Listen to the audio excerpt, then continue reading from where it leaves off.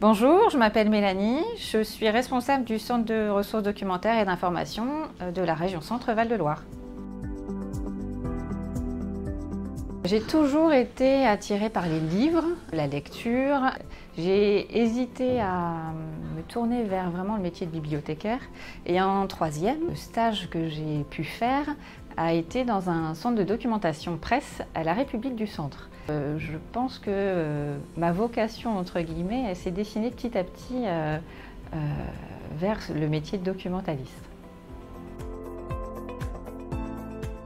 Alors, mon quotidien est découpé à peu près en 3 parties, qui sont les 3 principales missions du documentaliste. Donc, ça va de la collecte au traitement à la diffusion de l'information. Donc, la collecte de l'information, ça consiste à trouver les bonnes sources d'informations pour répondre aux demandes, qu'elles soient papier, numérique, sous forme d'abonnement. Donc, c'est quel prestataire choisir, quel éditeur choisir, quelle source privilégier pour répondre aux besoins de nos usagers. Le traitement de l'information, c'est la description de documents qu'on peut avoir dans notre plateforme de veille ou dans une base de données documentaire pour qualifier l'information, pour pouvoir la retrouver facilement et la diffuser facilement.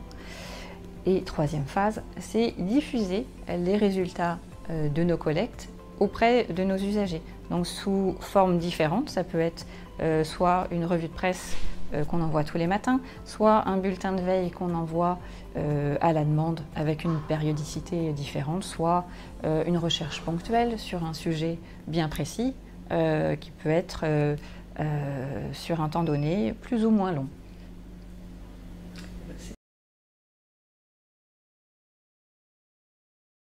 La rigueur, il faut être très rigoureux dans les tâches qu'on a à faire, dans l'information qu'on a à redonner. La rigueur est nécessaire comme tous les métiers liés au livre et à l'information en général.